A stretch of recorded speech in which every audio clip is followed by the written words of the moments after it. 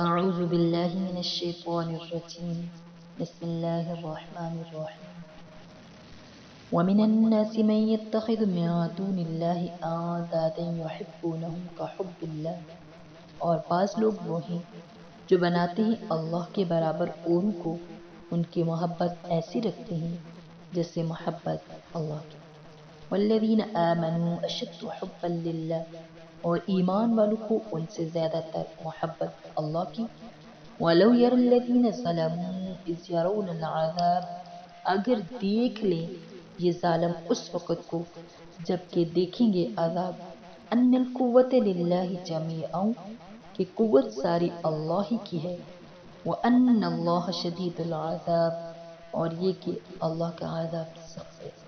اوپر کی آیات میں توحید کا اثبات تھا، اب اس آیت میں مشرکین کی غلطی اور وعید کا بیان فرماتے ہیں۔